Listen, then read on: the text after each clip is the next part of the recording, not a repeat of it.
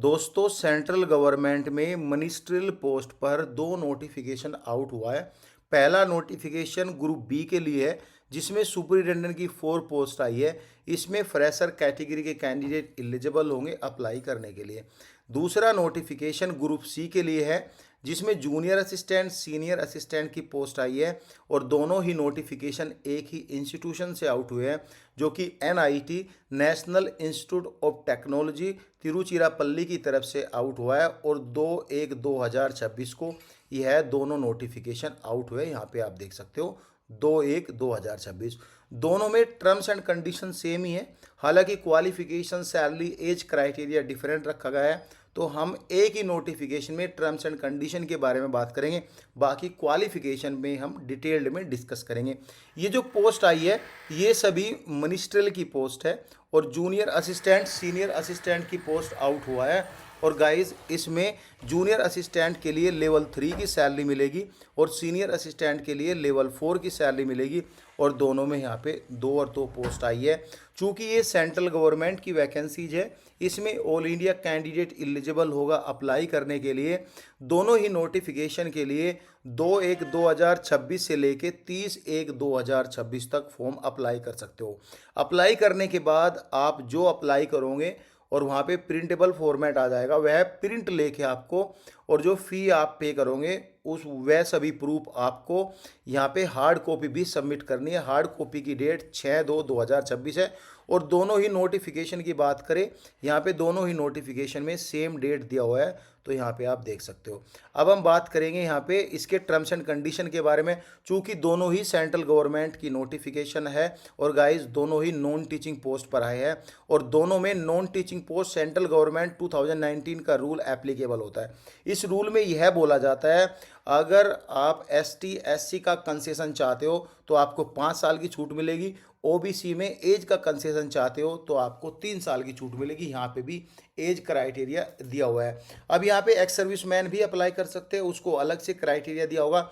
Application fee के बारे में बात करें, अगर हम बात करें UR EWS OBC के लिए और guys ex service man category candidate के लिए, उनको नॉन रिफंडेबल 1000 रुपीज़ फ़ी पे करनी है। बात करें यहाँ पे 500 रुपीज़ रिफंडेड, और जो एक्स सर्विसमैन है उनको 1000 रुपये तो पे करेगा, लेकिन उनको 500 रुपीज़ रिफंड किए जाएंगे। लेकिन सब्जेक्ट ये होगा, वह एग्ज़ाम में अपेयर होंगे, और जब ही उसको रिफंड किया जाएगा। सपोज करो आप एक्स सर्विसमैन है, आपने 1000 रुपये की फ़ी पे कर दी और आप एग्ज़ाम देने नहीं गए, तो आपको कोई रिफंड नहीं मिलेगा। आप एग्ज़ाम देने गए, भले ही आप एग्ज़ाम में फेल हो जाओ, तो आपको 500 रुपीज़ रिफंड दिया जाएगा। अगर आप SC ST वुमेन कैटेगरी है तो आपको 500 रुपीज़ पे करना है ओनली। PWBD कैटेगरी के लिए कोई भी फ़ी यहाँ पे नहीं करना है। फ़ी जो है ये नॉन रिफंडेबल रखी गई है। अब हम बात करें सुपरिटेंडेंट के लिए क्या फ़ी क्राइटेरिया रखा गया है, उसके बारे में भी हम बात कर लेते हैं। यहाँ पे एप्लीकेशन फ़ी, यहाँ पे सेम ही फ़ी का क्राइटेरिया है। यहाँ पे देख सकते हो सेम ही फ़ी का क्राइटेरिया रखा गया है। अब गाइज यहाँ पे जनरल इंस्ट्रक्शन में खास कुछ नहीं है। एक रिटन एग्ज़ाम होगा, रिटन एग्ज़ाम के बाद आपका एक स्किल टेस्ट होगा। स्किल टेस्ट होगा जो टाइपिंग टेस्ट यहाँ पे होगा। ये सभी चीज़ यहाँ पे दिया गया है। बहुत ही फास्ट सिलेक्शन प्रोसीजर होता है। अगर आपको सेंट्रल गवर्नमेंट का कंसेशन चाहिए तो आपको फाइनेंशियल ईयर 2025-26 का सर्टिफिकेट आपको देना होगा। अब हम रिक्रूटमेंट रूल 2019 के बारे में बात करेंगे।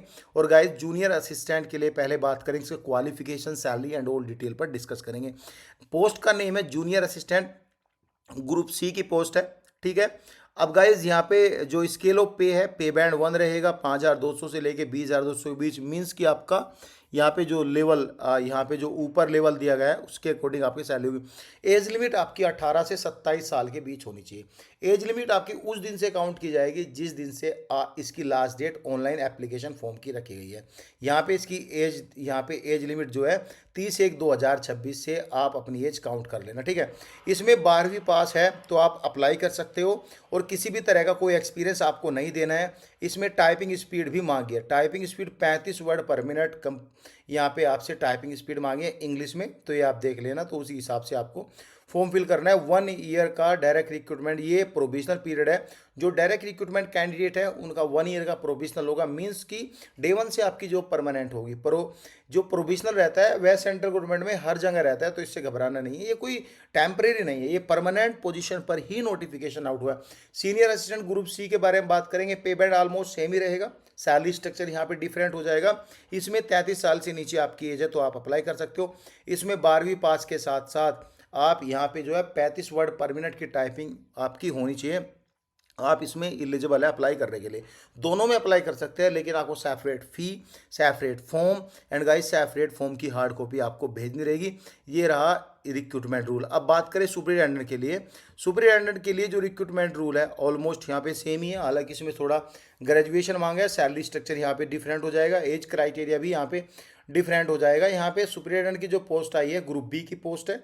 यहाँ पे पे बैंड 2 की सैलरी मिलेगी। आपका जो रहेगा यहाँ पे ग्रेड पे 4200 ग्रेड पे काम करोगे। उम्र आपकी 18 से 30 साल के बीच होनी चाहिए। और गाइज फर्स्ट क्लास की बैचलर डिग्री आप है तो आप अप्लाई कर सकते हो।